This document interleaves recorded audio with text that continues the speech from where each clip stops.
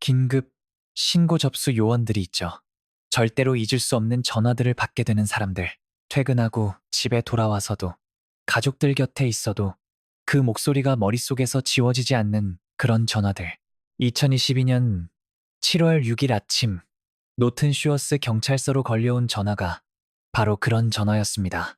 수화기 너머로 들려온 건 한 젊은 남성의 목소리였어요. 상상도 못할 비극을 신고하는 사람치고는 너무나도 차분하고 절제된 목소리였죠. 그의 이름은 폴 퍼거슨. 그가 신고한 내용은 자신의 15살 남동생 티모시가 사망했다는 것이었습니다. 신고 접수 요원은 훈련받은 대로 기본적인 질문들을 이어갔습니다. 뭔가 이상하다는 느낌이 들면서도요. 어떻게 사망했나요? 언제 발견하셨나요? 지금 심폐소생술을 하고 계신가요? 폴의 대답은 무미건조했고 감정이 느껴지지 않았어요. 마치 남동생의 죽음을 신고하는 게 아니라 고장난 가전제품을 접수하는 것 같은 느낌이었달까요? 티모시가 지하에 있는 2층 침대에서 떨어졌다고 했어요. 지하실에서 발견했고요. 심폐소생술은요, 이미 늦었다고 했습니다. 폴이 말하는 방식, 한 단어 한 단어를 신중하게 골라서 각각의 침묵도 정확하게 계산된 것처럼 마치 이 전화를 미리 연습이라도 한 것 같았어요. 이 전화가 올 걸 알고 있었던 것처럼요. 션 스테파니치 경관이 미시간주 노튼 슈어스, 마샬로드에 위치한 평범한 2층 주택에 도착했을 때 그가 곧 목격하게 될 것들은 그 어떤 것도 준비가 되어 있지 않았습니다. 겉에서 보기엔 그냥 평범한 중산층 교회 주택이었어요. 별 생각 없이 그냥 지나쳤을 그런 집. 그 벽 안에 어떤 공포가 담겨 있는지 한 아이가 자신을 지켜야 할 사람에 의해 천천히 계획적으로 파괴되고 있었다는 걸 겉으로는 전혀 알 수가 없었죠.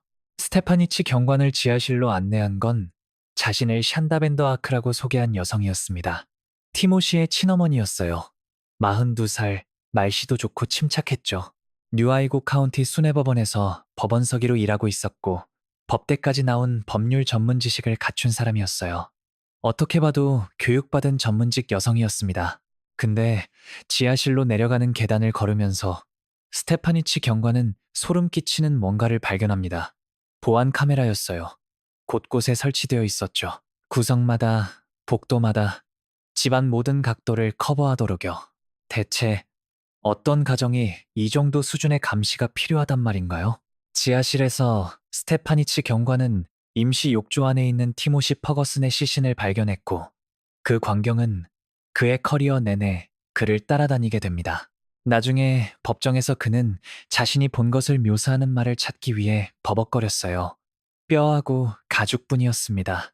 목소리가 약간 떨리면서 그렇게 말했죠. 그냥 뼈하고 가죽뿐이었어요. 티모시 퍼거슨의 키는 172cm, 평균 체격의 남자 청소년이었습니다. 하지만 몸무게는 고작 31kg이었어요. 31kg. 그 키에 건강한 15살 남자아이라면 59kg에서 68kg 사이는 나가야 해요. 티모시는 그 절반도 안 됐습니다. 8살짜리 아이들보다도 가벼웠어요. 하지만 몸무게만의 문제가 아니었습니다. 티모시의 몸은 오랜 시간에 걸친 고통의 흔적을 고스란히 담고 있었어요. 몇 달에 걸쳐 이루어진 고문의 증거들, 피부 곳곳에는 아문 정도가 각기 다른 멍들이 가득했습니다. 새 것도 있고 오래된 것도 있고 앙상한 몸 위에 새겨진 고통의 지도 같았죠. 갈비뼈는 너무 날카롭게 튀어나와서 당장이라도 피부를 뚫고 나올 것 같았어요. 체지방도 없고 근육도 없었습니다. 나중에 부검을 진행한 머스키건 카운티 검시관 조이스 드용 박사는 이렇게 말했어요. 티모시의 몸은 말 그대로 무너져 내리고 있었다고, 살아남으려는 절박한 몸부림으로 스스로를 소모시키고 있었다고요. 인대가 뼈에서 분리되기 시작했습니다. 장기들이 기능을 잃어가고 있었고요. 이건 몇 기 굶은 아이의 이야기가 아닙니다. 체계적으로 굶겨 죽여지고 있던 아이의 이야기예요. 샨다 벤더 아크는 경찰에게 이런 이야기를 했습니다. 요즘 티모시가 좀 힘들었다고요. 행동에 문제가 있었다고요. 밥을 안 먹으려 했는데 자기가 보기엔 일종의 단식 투쟁이었다고 했어요. 전날 밤에 자고 있던 지하실 2층 침대에서 떨어졌고 아침에 발견했을 때 이미 숨진 상태였다고 했죠. 안타까운 일이라고 했어요. 목소리 하나 흔들리지 않고 티모시를 위해 최선을 다했지만 특수아동을 키우다 보면 최선을 다해도 이런 일이 생기기도 하는 거 아니냐고 했어요. 늘 믿음을 주는 사람처럼 자신의 말이 힘을 갖는 데 익숙한 사람처럼 말했습니다. 뭐, 법률 시스템 안에서 일하는 사람이니까요. 수사가 어떻게 돌아가는지 잘 알고 있었겠죠. 하지만 스테파니치 경관은 믿을 수가 없었어요. 이 장면에서 말이 되는 게 하나도 없었습니다. 티모시가 잠을 잤다는 지하실은 침실이 아니었어요. 춥고 마감도 안 된 공간, 물건 보관이나 할 법한 곳이었지. 아이가 잘 공간이 아니었죠. 그리고 저 욕조는요, 왜 지하실에 욕조가 있는 거죠? 티모시의 몸이 왜 젖어 있는 거죠? 2층 침대에서 떨어진 거라면 왜 물속에 있는 건가요? 스테파니치 경관은 샨다벤더 아크를 똑바로 바라봤습니다. 그리고 지하실의 차가운 온도보다 더 서늘한 무언가를 발견했어요. 그녀는 슬프지 않았습니다. 애도하고 있지 않았어요. 계산하고 있었어요. 그를 지켜보면서 자신의 말이 통하고 있는지 가늠하고 있었습니다. 수사는 빠르게 진행되었습니다. 스테파니 M 수사관이 사건을 맡았고 수사를 시작한 지 몇 시간 만에 이건 사고가 아니라는 걸 확신했어요. 살인이었습니다. 마샬 로드의 집은 단순한 가정집이 아니었어요. 철저하게 설계된 고문실이었습니다. 취약한 아이가 체계적으로 학대받고 짓밟히고 결국 죽어간 곳이었죠. 수사관들이 집안을 수색하면서 발견한 증거들은 너무 끔찍해서 경력 많은 수사관들조차 잠시 밖으로 나가 숨을 고르며 스스로를 다잡아야 할 정도였어요. 식료품 저장실에 자물쇠가 달려 있었습니다. 유아 안전장치 같은 게 아니었어요. 창고에다는 묵직한 자물쇠였죠. 냉장고도 마찬가지였어요. 둘 다 잠겨 있어서 티모시가 음식에 접근할 수 없었습니다. 지하실에서는 결박 도구들이 발견됐어요. 수갑, 발목 족쇄, 케이블 타이. 티모시가 억지로 자야 했던 벽장도 있었는데 너무 좁아서 몸을 완전히 펼 수도 없는 공간이었어요. 곳곳에 달린 카메라들로부터 찍힌 영상도 발견됐습니다. 수백 시간 분량의 녹화 영상들이 티모시의 고통을 낱낱이 기록하고 있었어요. 그리고 문자 메시지들도 있었습니다.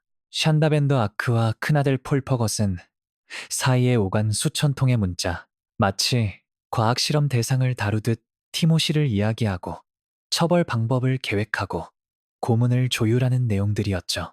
이건 티모시 퍼거슨의 이야기입니다. 고등학교를 다니고 친구를 사귀고 자신이 누구인지 알아가야 했던 자폐를 비롯한 특별한 도움이 필요했던 한 아이의 이야기예요. 그 대신 그는 삶의 마지막 1년을 고통 속에서 보냈습니다. 친어머니와 오빠에게 배신당한 채로요. 이 이야기는 모범 시민의 얼굴을 하고 상상을 초월하는 잔혹함을 저지른 여성 샨다 벤더아크의 이야기이기도 합니다. 그리고 이 이야기는 아이를 보호하기 위해 만들어진 시스템의 모든 틈새로 한 아이가 떨어져 내릴 수 있다는 것에 관한 이야기이기도 해요. 경고 신호들이 어떻게 무시될 수 있는지, 악이 어떻게 존경받는 외모 뒤에 숨을 수 있는지에 대한 이야기이죠. 티모시 퍼거슨에게 일어난 일은 하루아침에 벌어진 게 아니었거든요. 세상에 완전히 감춰진 채 일어난 것도 아니었어요. 뭔가 잘못됐다는 걸 알아챘어야 했던 사람들이 있었습니다. 하지만 아무도 막지 않았어요. 그리고 진실이 세상에 드러났을 때는 이미 너무 늦어 있었습니다. 티모시 퍼거슨은 2007년에 태어났습니다. 그가 선택하지 않은 어려움들을 안고서요. 자폐 스펙트럼 장애와 함께 인내와 이해와 전문적인 돌봄이 필요한 여러 발달적 어려움들을 가지고 세상에 왔죠. 언어와 운동 능력에도 장애가 있었기 때문에 또래 아이들에게는 쉬운 일상적인 활동들도 티모시에게는 더 힘겨운 일이었습니다. 하지만 티모시는 그것만 갖고 태어난 게 아니었어요. 온화한 성품, 순한 마음, 그리고 자신을 돌보는 어른들에 대한 믿음도 함께 갖고 태어났죠. 결국 그 믿음이 그를 파멸시키게 됩니다. 샨다와 함께 살기 전 티모시를 알았던 사람들은 그를 다정한 아이라고 했어요. 레고 쌓기를 좋아하고 다른 아이들처럼 그냥 받아들여지고 사랑받기를 원했던 아이라고요. 15살이 된 티모시는 사춘기의 평범한 도전들을 헤쳐나가고 있어야 했습니다. 숙제 걱정, 친구 관계, 소속감에 대한 고민, 청소년기의 보편적인 불안들을 겪고 있어야 했어요. 성장하고 발전하고 자신이 어떤 사람인지 알아가고 있어야 했죠. 하지만 대신 티모시는 15번째 생일이 지난 한 해를 누구도 최악의 악몽에서도 상상하지 못할 지옥 속에서 보냈습니다. 티모시는 어린 시절의 대부분을 친아버지 에릭 퍼거슨과 함께 보냈어요. 에릭과 샨다는 어린 나이에 결혼해서 자녀넷을 두었습니다. 결혼 생활은 오래가지 못했어요. 2012년 1월에 이혼했는데 나중에 생각하면 불길하게 느껴지는 결정을 샨다가 내렸죠. 자녀 4명 모두의 친권을 자발적으로 포기한 겁니다. 아이들을 지키려는 싸움조차 하지 않고 그냥 모든 양육권을 에릭에게 넘겼어요. 그녀에게는 한 달에 3시간 감독하에 면접 교섭만 허용되었습니다. 수년 동안 티모시는 의미 있는 방식으로는 어머니 없이 자랐습니다. 오클라호마에서 형제들과 함께 아버지 슬하에서 자랐어요. 완벽하지는 않았어도 적어도 그를 기다리고 있던 고문으로부터는 자유로운 삶이었죠. 하지만 2021년 5월 모든 게 바뀌었습니다. 티모시가 샨다와 함께 살게 된 정확한 경위는 다소 불분명하지만 수사관들은 에릭이 티모시를 돌보는 문제로 샨다에게 연락을 취했다고 봅니다. 티모시가 특수한 필요들 때문에 어려움을 겪고 있었고 에릭이 추가적인 지원이 필요하다고 느꼈던 것 같아요. 그 무렵 샨다는 재혼한 상태였습니다. 미시간에서 새 남편 에덤 밴더 아크와 함께 전 결혼해서 낳은 아들 폴, 그리고 에덤과의 사이에서 태어난 어린아이도 함께 살고 있었죠. 법원 문서에서는 그 아이의 신원을 보호하기 위해 G라고만 부릅니다. 샨다는 법대를 나와서 뉴아이고 카운티 수뇌법원 법원서기로 일하고 있었어요. 삶을 다시 일으켜 세운 사람처럼 보였죠. 이제는 안정적이고 능력 있는 사람처럼요. 그녀는 티모시를 데려가겠다고 했어요. 지금 와서 돌이켜보면 어렸을 때 자녀넷을 자발적으로 포기했던 여성에게 아들을 보내면서 에릭이 무슨 생각을 했는지 의문이 들지 않을 수 없습니다. 하지만 사후에 보니 그렇지. 당시로서는 합리적인 해결책처럼 보였을 거예요. 샨다는 티모시의 어머니였고, 교육받은 사람이었고, 직업도 있었고, 좋은 집에 살고 있었고, 자원도 있었습니다. 티모시의 필요를 감당할 수 있다고 했고, 아들에게 다시 어머니가 되고 싶다고 했어요. 그렇게 2021년 5월 티모시 퍼거스는 미시간주 노튼 슈어스 마샬로드의 집으로 이사했습니다. 앞으로 살 날이 14달밖에 남지 않은 채로요. 처음에는 괜찮아 보였을지도 모릅니다. 티모시는 학교에 등록했어요. 자기 방도 있었고요. 하지만 샨다 밴더 아크는 천천히 계획적으로 그를 고립시키기 시작했습니다. 대신 홈스쿨링을 하겠다며 학교에서 빼냈어요. 이로써 티모시는 학대의 징후를 알아챌 수 있는 교사, 상담사, 그 외 의무신고자들의 시선으로부터 차단되었습니다. 그리고 같은 집에 살던 큰아들 폴에게 티모시가 조종적이라고, 장애를 꾸미고 있다고, 행동 때문에 벌을 받아야 한다고 설득하기 시작했어요. 샨다는 자신과 폴 사이에 공유된 망상을 만들어냈습니다. 티모시가 문제라는, 통제하고 억눌러야 하는 짐이라는 뒤틀린 세계관을요. 폴에게 꾀병 부리는 아이들에 관한 기사들을 보내고 행동 교정 기술에 대해 알려줬어요. 티모시가 단식 투쟁을 하고 있다고 밥을 거부하고 있으니 본때를 보여줘야 한다고 했죠. 앞으로 티모시에게 할 모든 일들이 다 티모시를 위한 거라고, 돕는 거라고, 고쳐주는 거라고, 더 나아지게 하는 거라고 폴을 설득했습니다. 실상은 티모시가 밥을 거부한 게 아니었어요. 굶겨지고 있었던 거예요. 2022년 1월 즈음부터 달린 식료품 저장실과 냉장고의 자물쇠가 그의 음식 접근을 완전히 차단하고 있었습니다. 샨다나 폴이 줄 때만 먹을 수 있었는데 주는 양은 겨우 목숨만 부지할 정도였어요. 빵. 가끔은 핫소스에 적신 빵. 감시 카메라는 굶주리고 앙상해진 티모시가 쓰레기통에서 버려진 햄버거 번을 찾아 먹는 장면을 담았습니다. 카메라 영상으로 이걸 확인한 샨다는 폴에게 티모시를 토하게 만들라고 지시했어요. 살아남으려고 쓰레기통 음식을 먹은 아이가 그걸 토해내도록 처벌받은 겁니다. 티모시의 몸은 점점 무너져 갔습니다. 나중에 법정에서 공개된 사진들, 그걸 본 티모시의 어머니마저도 구역질을 했다는 그 사진들은 더 이상 인간처럼 보이지 않는 한 아이를 담고 있었어요. 눈이 움푹 꺼지고 뺨이 패인 얼굴, 나무가지처럼 가늘어진 팔과 다리, 그 사이에는 아무것도 없었어요. 뼈와 가죽분, 기근 피해자처럼, 극단적인 결핍의 피해자처럼 보였죠. 하지만 이건 전쟁터나 빈곤 지역에서 일어난 일이 아니었습니다. 법률 교육을 받은 여성이 저지른 미시간주 노튼 쇼어스의 중산층 가정에서 벌어진 일이었어요. 티모시는 자폐가 있었습니다. 이 일이 왜 일어나고 있는지 제대로 이해하지 못했어요. 아이들이 을에 그러듯 어머니를 믿었습니다. 돌봐줘야 할 어른들을 믿죠. 그녀가 자신을 해치면서도 굶기면서도 짓밟고 고문하면서도 아마 티모시의 어딘가는 여전히 어머니가 자신을 사랑하고 있다고, 이게 멈출 거라고, 나아질 거라고 믿었을 거예요. 하지만 그런 날은 오지 않았습니다. 오히려 점점 더 나빠졌어요. 티모시가 숨질 무렵 그는 더 이상 걷지 못했습니다. 자신의 몸무게를 지탱할 근력도 에너지도 없었어요. 샨다는 폴에게 이것도 꾀병이라고, 게으른 거라고, 연민을 얻으려는 술수라고 했습니다. 티모시를 억지로 일으키고 끌고 몸이 멈춰가고 있는데도 움직이게 하라고 지시했어요. 감시 카메라 영상에는 해골 같은 모습으로 바닥을 질질 끌려다니는 티모시, 몸 하나 가누지 못하며 고통받는 티모시가 담겨 있습니다. 티모시 퍼거슨은 삶을 살아야 했습니다. 생일도, 명절도, 졸업도, 첫사랑도, 인생을 이루는 모든 순간들을 누려야 했어요. 인내와 사랑으로 그의 특별한 필요를 받아들이고 지켜줄 사람들이 있어야 했죠. 대신 그에겐 샨다 밴더 아크가 있었습니다. 그리고 그것은 처음부터 아무런 기회도 없었다는 걸 의미했어요. 자신의 친자식을 고문해 죽이게 되는 사람을 이해하는 건 어쩌면 불가능한 일일지도 모릅니다. 우리는 설명을 원해요. 평범한 인간에서 괴물이 되는 명확한 경로를요. 하지만 진실은 종종 더 복잡하고 더 평범하기도 합니다. 샨다 밴더 아크에게는 그녀의 행동을 설명할 수 있는 공개적으로 알려진 어린 시절의 트라우마가 없었어요. 대부분의 사람들이 보기에 그녀는 그냥 평범한 여성이었습니다. 다만 성공해 보이고 모든 걸 통제하는 것처럼 보이려고 남다른 노력을 기울이면서 동시에 밀실에서는 상상도 못할 짓들을 저지르고 있었을 뿐이죠. 샨다는 오클라호마에서 나고 자랐습니다.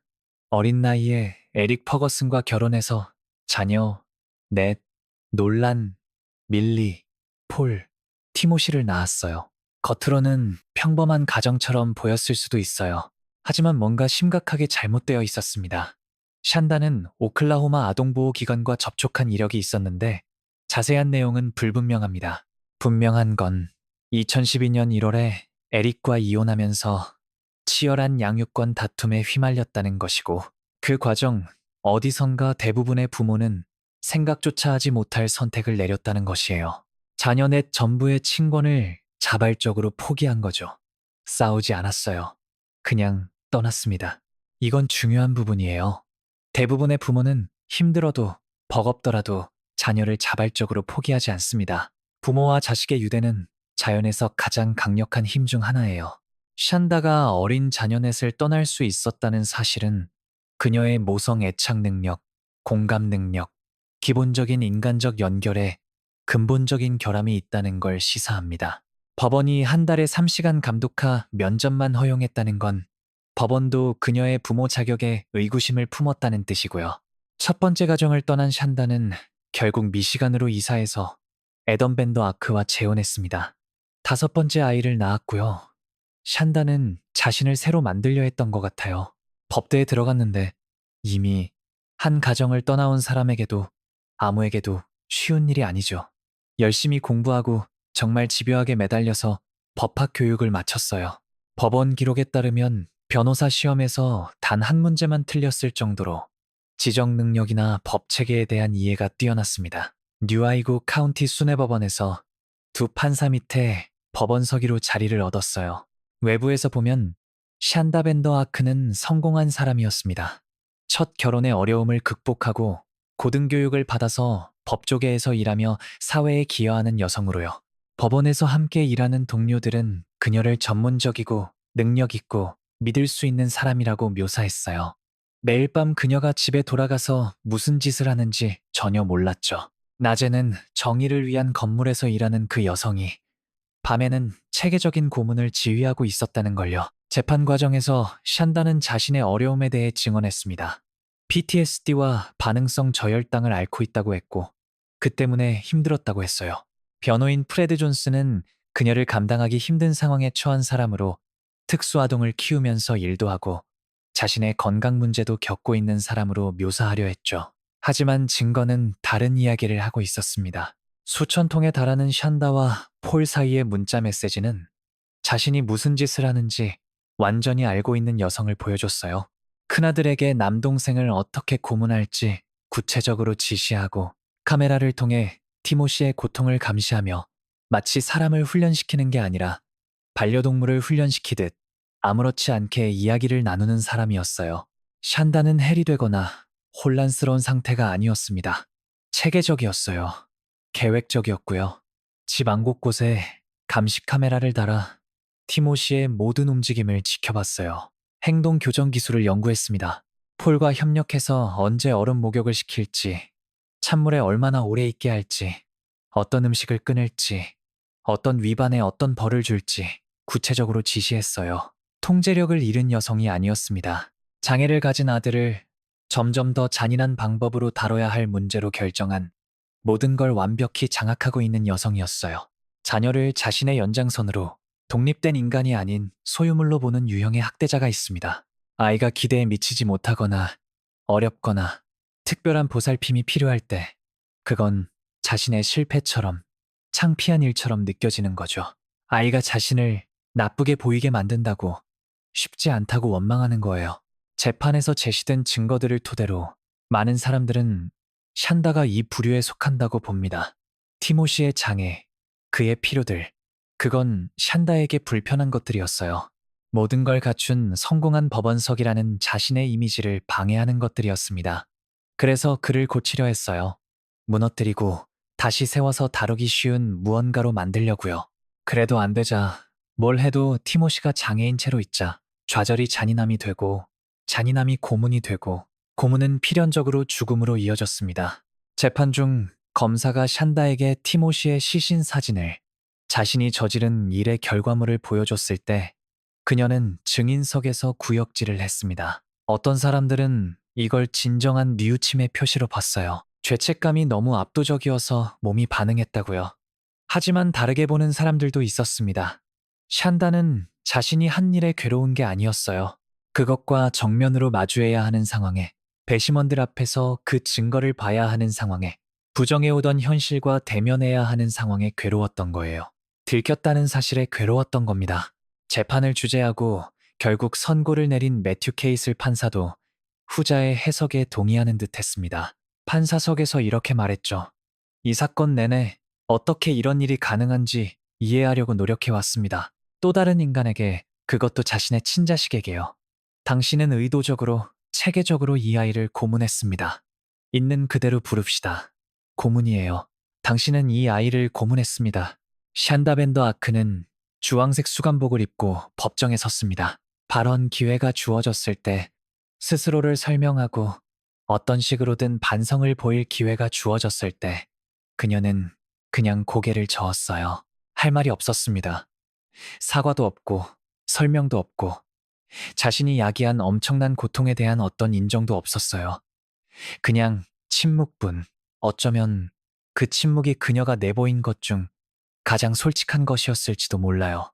그 일을 제대로 설명할 수 있는 말이란 건 없으니까요. 어떤 정당화도 이해할 수 있게 만드는 어떤 맥락도 없습니다. 샨다 밴더 아크는 알면서 자의로 오랜 시간에 걸쳐 자식을 고문해 죽였습니다. 그게 진실이에요. 그리고 그건 받아들이기 너무나 끔찍한 진실입니다. 밖에서 보면 마샬로드의 집은 평범했습니다. 미국 어느 중산층 동네에서나 볼 수 있는 표준적인 2층짜리 교회 주택이었어요. 잔디도 있고 차도도 있고 근처에는 이웃들이 살았죠. 아이들이 뛰어노는 소리가 들리고 가족들이 일상을 살아가는 모습이 보이는 그런 곳이었어요. 하지만 그 벽 안에서는 끔찍한 일이 벌어지고 있었습니다. 그 안에서 티모시 퍼거스는 결국 자신을 죽이게 될 악몽을 살고 있었어요.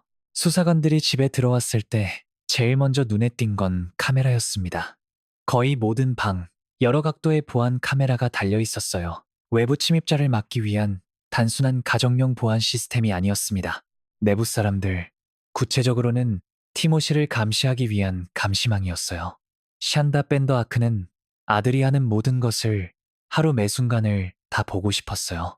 음식을 몰래 먹으려 하거나 쉬어선 안 될 때 쉬거나 그녀가 만들어 놓은 점점 더 자의적인 규칙들을 어기면 잡아내려고요. 이 카메라들의 영상은 샨다와 폴에 대한 사건에서 가장 결정적인 증거 중 하나가 됩니다. 수백 시간 분량의 녹화 영상이 티모시의 쇠퇴, 고통, 살아남으려는 절박한 몸부림을 담고 있었어요. 쓰레기통에서 음식 부스러기를 찾아먹는 그를요, 처벌받고 결박되고 학대받는 그를요, 고통받는 아이를 담은 영상들, 그리고 그를 보호해야 했던 두 사람이 그 고통을 가하는 장면들도요, 부엌도 나름의 이야기를 하고 있었습니다. 평범한 가정이라면 누구나 접근할 수 있는 식료품 저장실에 묵직한 자물쇠가 달려 있었어요. 냉장고도 마찬가지였고요. 자기 집에서 티모시는 음식에 접근하지 못하게 막혀 있었습니다. 아이가 배가 고프고 절박한데 저 잠긴 문 뒤에 음식이 있다는 걸 알면서도 가져갈 수 없는 걸 상상해 보세요. 굶주림이라는 신체적 고문 위에 겹겹이 쌓이는 심리적 고문까지요. 수사관들이 잠긴 저장실을 조사해 보니 음식이 가득했습니다. 가족이 경제적으로 힘들어서 티모시를 먹일 수 없었던 게 아니에요. 음식은 있었어요. 단지 의도적으로 그에게 주지 않은 거였죠. 그 잔인함이, 계산된 그 잔인함이 충격적입니다. 지하실에서 티모시가 억지로 자야 했던 그곳에서 수사관들은 결박 도구들을 발견했습니다. 수갑, 아마존에서 샨다의 계정으로 주문한 발목 족쇄, 케이블 타이, 안전이나 보호를 위한 도구들이 아니었어요. 장애가 있는 아이를 가두고 통제하고 비인간화하기 위한 고문 도구들이었습니다. 티모시가 자야 했던 벽장도 있었는데 너무 좁아서 몸을 펼 수도 없는 공간이었어요. 어둠 속에 혼자 두려움과 굶주림을 안고 갇혀 있어야 했던 곳이죠. 지하실은 추웠습니다. 마감도 안 된 콘크리트 바닥, 드러난 벽, 있고 싶은 곳이 아니었어요. 잠을 자는 건 말할 것도 없고요. 그런데 샨다는 아들을 거기에 가뒀습니다. 나머지 가족과 떨어진 채 사람들의 눈에 띄지 않는 곳으로요. 거기에 임시 욕조가 하나 있었는데 바로 이 욕조 안에서 티모시의 시신이 발견됩니다. 얼음물에 젖은 채 창백하고 차가운 피부로 마지막 1년을 갉아먹은 고통으로부터 드디어 해방된 몸으로요. 그 집에는 샨다, 남편 에던 밴더 아크, 폴, 티모시, 그리고 막내 쥐가 함께 살고 있었습니다. 쥐의 신원은 법원 문서에서 철저히 보호되고 있었는데 당연한 일이에요. 이 아이는 아무도 봐선 안 될 것들을 목격했습니다. 어린 사람이 어머니와 형이 다른 형제를 천천히 고문하고 죽이는 걸 보는 건 어떤 심리적 영향을 남길까요? 어떤 악몽을 만들어낼까요? 쥐도 이 공포의 집에서 살았고 학대의 직접적인 대상은 아니었지만 분명 자기 방식으로 피해자였습니다. 에던 밴더 아크의 역할은 다소 불분명합니다. 티모시가 그 집에 있던 기간 중 적어도 일부는 함께 살았어요. 법정 증언과 기록에 따르면 에던 본인도 건강 문제가 있었을 수 있지만 정확한 시간적 순서는 확인하기 어렵습니다. 분명한 건 에덤이 티모시의 죽음과 관련해 기소되지 않았다는 점이에요. 검찰이 그의 관여에 대한 증거를 찾지 못했거나 학대의 전모를 몰랐다고 판단했다는 뜻이겠죠. 에덤 밴더아크는 티모시가 죽고 몇 달 후인 2023년 2월 짧은 백혈병 투병 끝에 세상을 떠났습니다. 그가 티모시에게 무슨 일이 일어나고 있는지 알았는지 개입할 수 있었는지는 영영 밝혀지지 않을 수도 있어요. 이웃들은 그 집안에서 무슨 일이 일어나고 있는지 몰랐습니다. 뭔가 수상하다고 느꼈더라도 신고를 안 했거나 신고를 해도 개입으로 이어지지 않았겠죠. 숨겨진 학대 상황에서 이건 흔히 일어나는 일입니다. 우리는 믿고 싶어 해요.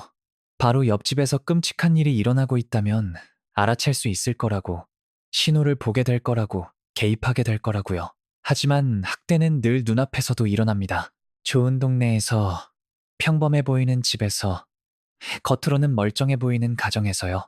티모시 퍼거스는 고문받아 죽어가고 있었고 50m 앞에서 살던 사람들은 전혀 몰랐어요. 스테파니 엠 수사관이 그 집을 걸어다니며 증거를 수집하고 감시 영상을 보고 문자 메시지를 읽으면서 나중에 그 집을 공포의 집이라고 표현했습니다. 모든 방이 잔인함의 이야기를 하고 있었어요. 모든 증거 하나하나가 새로운 잔악함의 깊이를 드러냈죠. 이건 단순한 방치나 일반적인 학대가 아니었어요. 고문이었습니다. 순수하고 단순한 고문, 그것도 달 단위로 지속되면서 티모시의 상황이 더 절박해지고 더 절박해지다가 마침내 불가피하게 몸이 버텨내지 못한 거예요. 마샬로드의 집은 지금쯤 이미 다른 사람들이 살고 있을 거예요. 깨끗하게 청소되고 그곳의 역사를 전혀 모르는 새 주민들이 살고 있겠죠. 하지만 티모시의 죽음을 수사했던 사람들에게, 재판에 앉아 증거를 들었던 사람들에게 그 집은 2022년 여름에 그것으로 영원히 남을 겁니다. 공포가 살았던 곳, 한 아이가 상상 가능한 가장 끔찍한 방식으로 죽어간 곳으로요. 티모시 퍼거슨에 대한 고문은 한 번에 일어난 게 아니었습니다. 2012년 1월을 기점으로 크게 심화된 것으로 보이는 잔인함이 점차 고조된 과정이었어요. 샨다와 폴이 사용한 구체적인 방법들, 고통을 가한 의도적이고 계획적인 방식들을 살펴봐야 이 아이에게 행해진 것의 전모를 이해할 수 있습니다. 주된 고문 방법 중 하나는 얼음 목욕이었어요. 위생이나 청결을 위한 게 아니었습니다. 처벌을 위한, 고통을 주기 위한, 티모시의 의지와 몸을 무너뜨리기 위한 것이었어요. 재판에서 폴 퍼거슨의 증언이 이 얼음 목욕에 대한 끔찍한 세부 내용을 제공했습니다. 욕조에 차가운 물을 채우고 얼음 봉투들을 잔뜩 쏟아붓는다고 했어요. 그 얼음물에 티모시를 억지로 들어가게 하고 몇 시간이고 그 상태로 있게 했다고요. 몇 분이 아니에요. 몇 시간씩이요. 체온이 35도 이하로 떨어지면 저체온증이 시작됩니다. 떨림, 혼란, 협응력 저하, 그리고 계속 노출되면 의식 상실과 죽음으로 이어지죠. 티모시는 이런 얼음 목욕을 반복해서 겪었습니다. 이미 굶주림으로 약해질 대로 약해진 몸으로요. 체지방도 없어서 차가움을 막아줄 것도 없고 체온을 만들어낼 에너지 비축량도 없었어요. 얼음 목욕은 단순히 고통스러운 게 아니었습니다. 매번 실제로 생명을 위협하는 일이었어요. 폴의 증언에 따르면 가장 길었던 얼음 목욕은 약 9시간, 일부 보고에 따르면 9시간 반이었다고 합니다. 9시간. 얼음물에 10분만 들어가 있는 걸 상상해 보세요.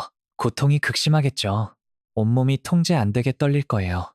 피부가 파래질 거고요. 체온이 위험하게 떨어질 겁니다. 그걸 54배 곱해보세요.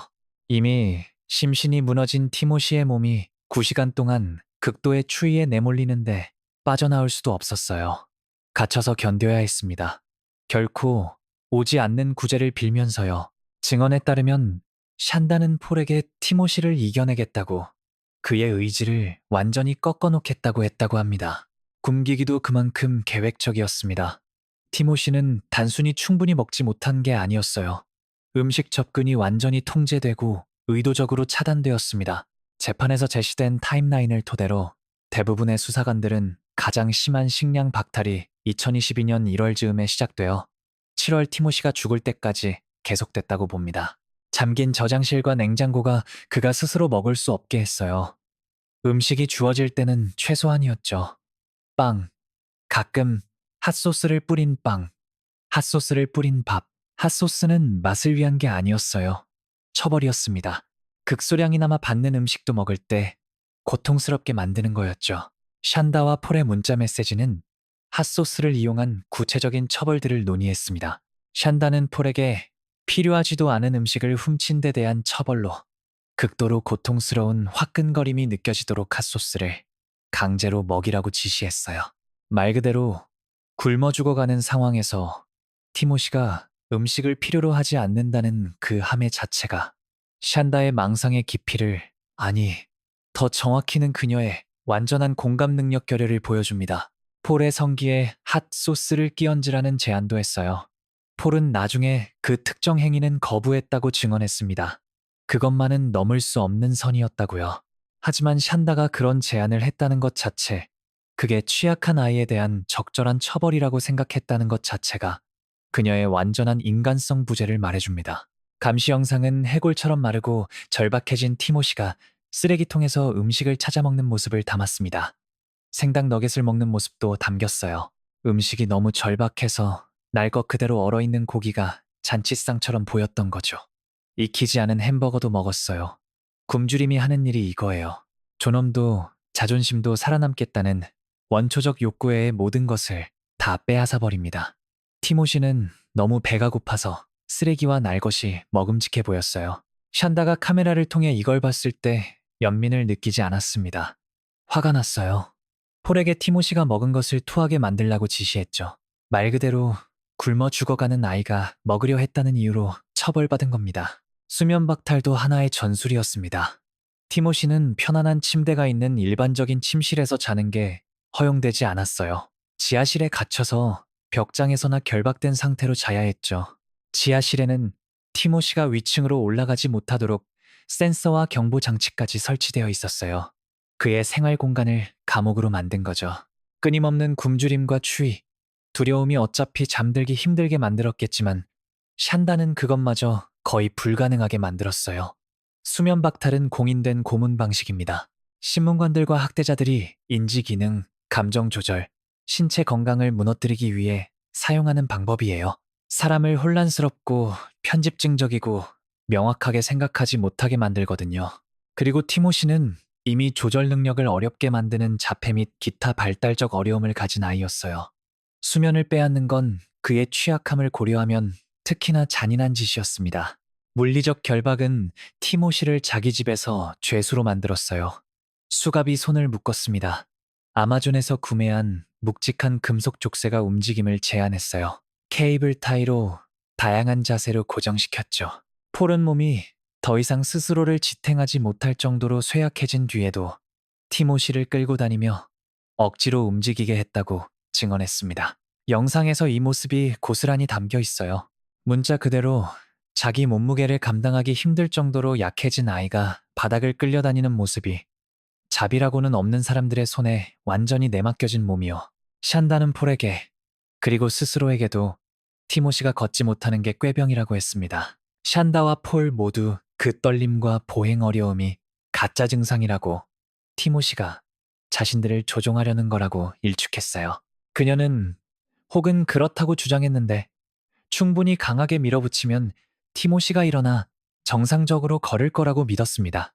이 망상, 진짜 정신질환인지 아니면 잔인함을 걱정인 척 포장한 것인지 알 수 없는 이 망상이 그녀로 하여금 학대를 정당화하게 만들었어요. 그녀의 머릿속에서 그녀는 굶어 죽어가는 장애아동을 고문하는 게 아니었습니다. 책임을 회피하려는 조종적인 10대를 바로잡는 거였어요. 티모시가 눈앞에서 수척해져 가는 걸 보면서 이 믿음을 유지하는 데 필요한인지 부조화는 거의 이해하기 불가능한 수준입니다. 하지만 어쩌면 가장 교묘한 고문의 형태는 심리적 학대였을 거예요. 티모시는 어머니가 자신을 사랑해야 한다는 걸 알고 있었습니다. 아이들은 부모에게서 인정과 애정을 구하도록 본능적으로 프로그래밍 되어 있어요. 그리고 샨다는 이걸 이용했습니다. 무기로 삼았죠. 고통이 티모시 자신의 잘못이라고 나쁜 아이이기 때문에 벌을 받는 거라고 충분히 노력하지 않아서라고 믿게 만들었어요. 그의 자존감을 완전히 무너뜨리고 스스로 고통을 받아 마땅하다고 믿게 만들었습니다. 이런 심리적 조종은 특히 무슨 일이 일어나고 있는지 완전히 이해하기 어려운 발달 장애가 있는 아이에게는 돌이킬 수 없이 깊은 상처를 남깁니다. 티모시의 부검을 진행한 검시관 조이스 드용 박사는 그가 사망했을 때 몸 상태에 대해 증언했습니다. 몸무게 31kg, 피하 지방 제로, 근육 조직은 살아남으려는 몸이 스스로 소모시켜버렸어요. 장기들이 기능을 멈추고 있었고 인대는 뼈에서 분리되고 있었습니다. 몸이 드용 박사의 말처럼 무너져 내리고 있었어요. 사망 원인은 영양 결핍 및 탈수로 저체온증이 기여 요인으로 기록되었습니다. 사망 방식은 타살이었고요. 티모시 퍼거스는 사고로 죽은 게 아니에요. 아무도 어쩔 수 없었던 질병이나 상태로 죽은 게 아닙니다. 친어머니와 오빠가 몇 달에 걸쳐 체계적으로 고문하면서 굶기고 얼리고 짓밟다 보니 15살 몸이 더 이상 버텨내지 못한 거예요. 그리고 그들은 그것을 전부 기록했습니다. 카메라가 담았고 문자 메시지가 논의했어요. 티모시에 대한 고문과 죽음의 증거는 압도적이었고 부정할 수 없었으며 결국 샨다와 폴 모두 평생 감옥에서 보내도록 만든 디지털 잔인함의 기록이 되었습니다. 폴 퍼거슨의 역할을 이해하는 건 복잡합니다. 학대가 이루어지고 있을 때 그는 20살이었어요. 법적으로 성인이고 자신의 결정을 내릴 수 있는 사람이었죠. 하지만 동시에 그는 샨다의 아들이었어요. 평생 그녀의 영향 아래 살아온 사람이었습니다. 재판 내내, 그리고 이 사건을 알게 된 모든 사람들을 괴롭힌 질문이 있어요. 폴이 져야 할 책임은 어디까지일까요? 어머니의 조종에 희생된 피해자일까요? 아니면 남동생 고문에 동등하게 가담한 공범일까요? 증거가 보여주는 건 그 중간 어딘가인데 그 중간이 어떤 위안도 주지 않습니다. 폴이 총구를 들이밀린 채 티모시를 학대하도록 강요받은 건 아니에요. 전통적인 의미에서의 강압도 아니었죠. 하지만 그는 어린 시절 내내 자신의 세계관을 형성해준 여성, 티모시가 꾀병을 부리고 있고 조종하고 있고 벌을 받아 마땅하다고 구체적으로 설득한 여성의 심리적 통제 아래 있었습니다. 샨다와 폴 사이의 문자 메시지들은 특히 그 관계를 잘 보여줍니다. 샨다가 지시하고 폴이 대부분은 그것을 따르는 관계를 보여줘요. 어른 목욕에 대한 지시, 음식 제한에 대한 지시, 구체적인 처벌들에 대한 지시를 내렸고 폴은 따랐습니다. 하지만 메시지들은 폴이 가끔 의구심을 표현하고 불편함을 내보이면 샨다가 그를 안심시키고 방향을 바로잡고 그들이 하는 일이 필요한 것임을 설득하는 모습도 보여줘요. 특히 충격적인 메시지 묶음 하나가 있었는데 샨다가 폴에게 티모시 앞에서 냉동 피자로를 먹으라고 지시하는 내용이었습니다. 티모시가 먹을 수 없는 음식을 눈앞에서 보여주면서 심리적으로 고문하라고요. 폴은 그걸 했어요. 법정에서 그에 대해 증언했습니다. 굶어 죽어가는 남동생 앞에서 음식을 먹었다고요. 티모시는 지켜보기만 해야 했죠. 이 행위의 잔인함, 그 의도적인 성질은 정말 속이 뒤집힙니다. 샨다는 또한 폴의 성기에 핫소스를 끼얹으라는 문자도 보냈어요. 폴은 그 특정 행위는 거부했다고 증언했습니다. 자신도 넘을 수 없는 선이 있었다고요. 검사 측은 이 거부가 폴에게 도덕적 판단 능력이 있었다는 걸, 어머니에게 아니오라고 말할 수 있었다는 걸 보여준다고 주장했어요.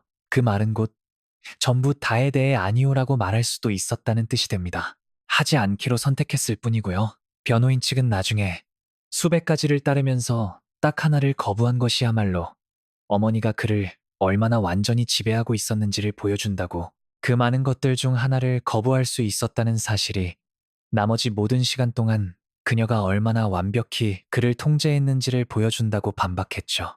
재판에서 폴은 증인석에 서서 어머니에게 불리한 증언을 했습니다. 검사 측과 맺은 플리딜의 일환이었어요. 그의 증언에 대한 대가로 폴은 1급 아동학대의 유죄를 인정하고 별도로 선고를 받는데 합의했죠. 그의 증언은 검찰 측 사건에 결정적이었어요. 오직 현장에 있었던 사람만이 알 수 있는 세부 사항들을 제공했습니다. 처벌들을 설명하고 어른 목욕에 대해 이야기하고 굶기기에 대해 이야기했어요. 법정에서 문자 메시지들을 소리내어 읽었습니다. 티모시의 죽음에서 자신이 한 역할을 인정했어요. 하지만 그의 증언은 보기에도 고통스러웠습니다. 폴은 자신이 저지른 일을 아직도 받아들이려 애쓰는 것처럼 보일 때가 있었어요. 증언대에서 울었습니다. 제가 그 아이를 충분히 사랑하지 않았던 것 같아요. 라는 말도 했어요. 자신의 실패에 대한 어느 정도의 인식, 티모시를 해치는 대신 지켜줬어야 했다는 인식이 담긴 말이었죠. 하지만 사후의 인식이 피해를 되돌리지는 않습니다. 티모시는 여전히 죽었어요. 그리고 폴의 손에도 여전히 티모시의 피가 묻어 있습니다. 폴이 어머니에게 조종당했는지의 문제는 그의 양형 심리에서 핵심 쟁점이 되었습니다. 변호인들은 그가 사실상 피해자라고 주장했어요.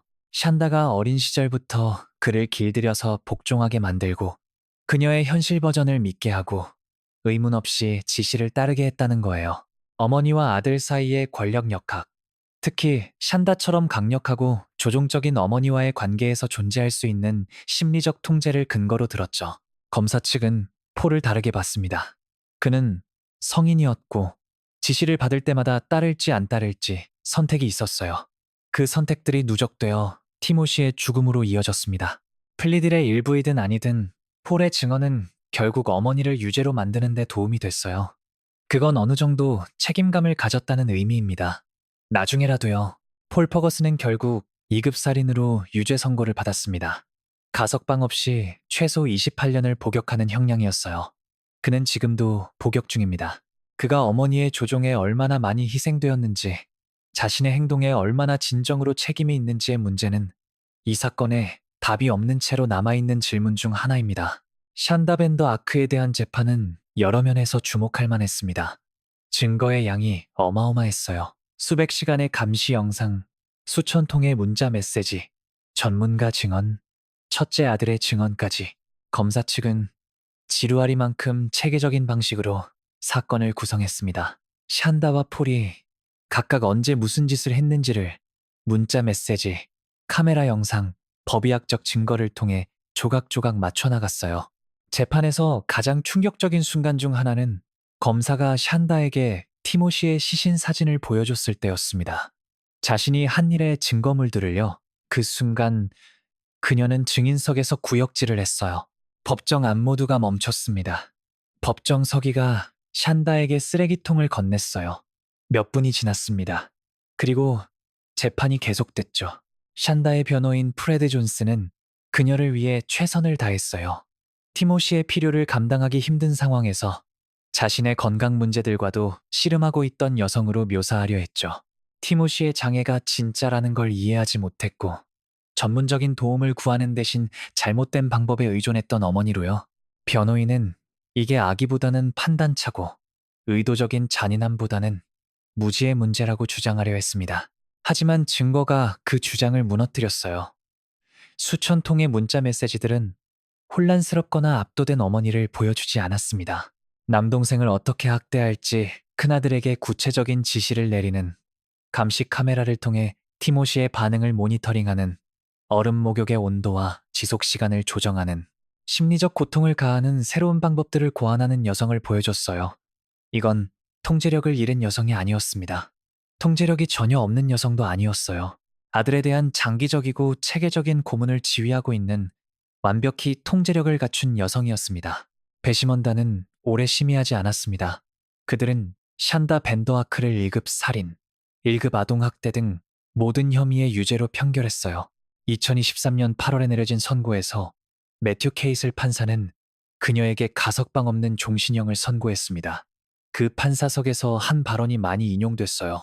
이 사건 내내 어떻게 이런 일이 가능한지 이해하려고 노력해왔습니다. 또 다른 인간에게, 그것도 자신의 친자식에게요. 당신은 의도적으로, 체계적으로 이 아이를 고문했습니다. 있는 그대로 부릅시다. 고문이에요. 당신은 이 아이를 고문했습니다. 그녀에게 주어진 발언 기회에 샨다는 고개를 저었습니다. 아무것도 없었어요. 할 말이 없었죠. 그리고 그 침묵 속에서 그녀는 카메라로 그대로 찍혔고 법정 밖으로 걸려나갔고 남은 삶을 보낼 감옥으로 향했습니다. 티모시 퍼거슨의 이야기는 이 나라의 아동 보호 시스템의 실패에 대한 이야기이기도 합니다. 그리고 이건 단 하나의 결정적인 실패가 아니었어요. 작은 실패들이 겹겹이 쌓인 거였죠. 각각 단독으로는 치명적이지 않았을 수도 있지만 합쳐지면서 한 아이가 도움을 받지 못한 채 방치되는 결과를 만들어낸 실패들이요. 첫 번째 실패는 에릭 퍼거슨이 티모시를 샨다에게 보낸 것이었습니다. 에릭이 아기를 갖고 그런 건 아니에요. 최선을 다해 티모시를 돌보고 싶었을 거예요. 하지만 그는 자녀넷을 자발적으로 포기했던 여성에게 아들을 보냈어요. 법원이 한 달에 3시간 감독하 면접만 허용했던 여성에게요. 그 역사가 더 진지하게 고려됐어야 했습니다. 티모시를 샨다에게 보내기 전에 그게 어떤 의미인지에 대한 더 철저한 평가가 이루어졌어야 했어요. 학교에서의 실패도 있었습니다. 티모시가 놓튼 슈어스 지역 학교에 다니던 시간이 있었어요. 짧았지만요. 학교 직원들이 무엇을 봤는지 혹은 보지 못했는지는 완전히 명확하지 않습니다. 하지만 샨다가 홈스쿨링을 명목으로 그를 학교에서 빼냈을 때 그게 도전을 받지 않았어요. 의무신고자들의 시선으로부터 티모시를 완전히 제거하면서 기관들이 학대를 발견할 기회가 없어졌습니다. 그리고 홈스쿨링 시스템 자체의 실패도 있었어요. 미시간주를 비롯한 많은 주에서 홈스쿨링은 거의 혹은 전혀 감독이 이루어지지 않습니다. 부모들은 자녀를 홈스쿨링 하겠다고 신고하고 사실상 아무런 감독 없이 그렇게 할 수 있어요. 아이를 외부의 시선으로부터 격리하기 위한 방법으로 홈스쿨링을 이용하는 학대자들의 경우 이는 끔찍한 결과로 이어질 수 있는 시스템적 취약점입니다. 티모시의 경우가 바로 그것이었어요. 이웃들, 지역사회 구성원들의 실패도 있었습니다.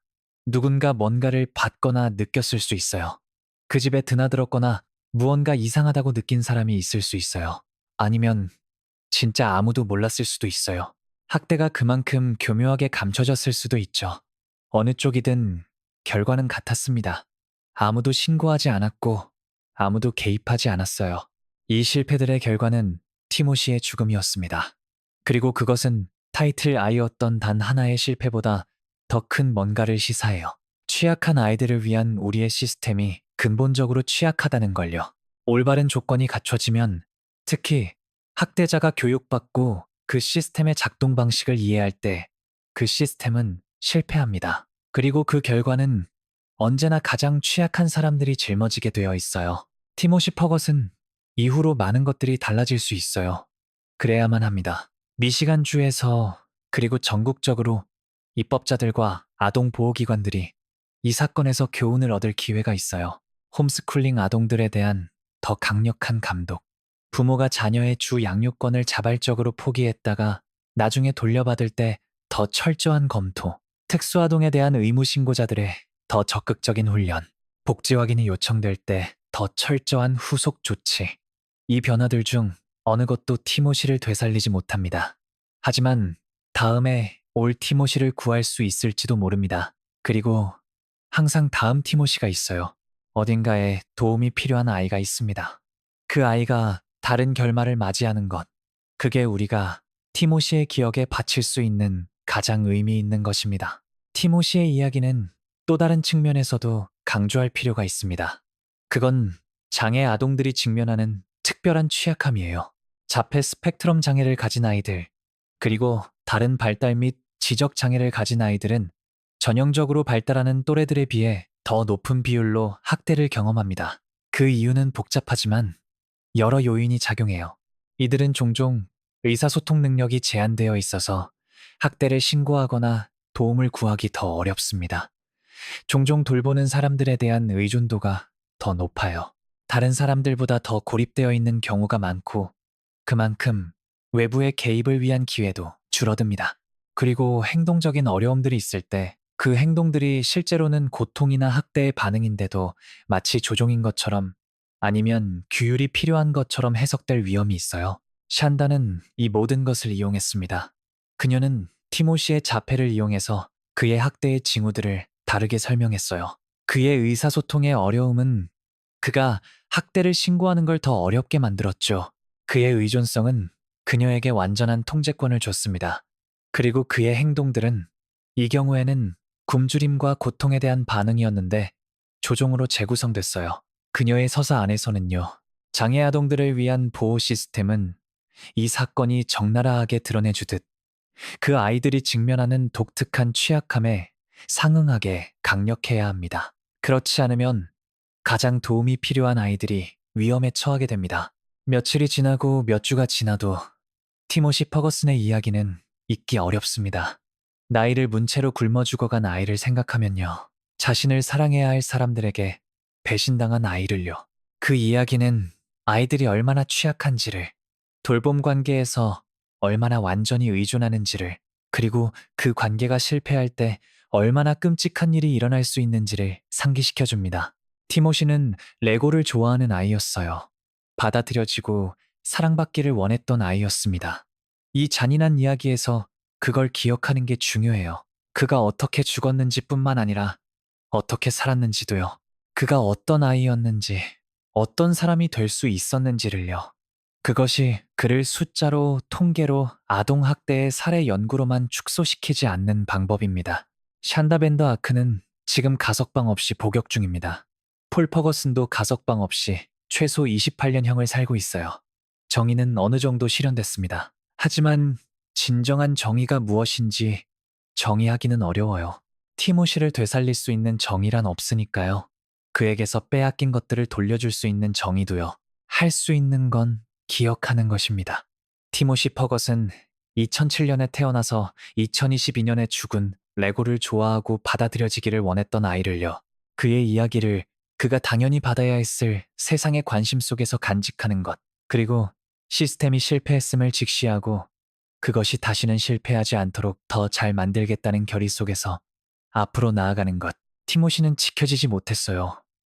하지만 그의 이야기는 다른 아이들이 지켜질 수 있도록 만드는데 도움이 될 수 있습니다. 그리고 어쩌면 그게 지금 우리가 그를 위해 할 수 있는 가장 의미 있는 일일 거예요.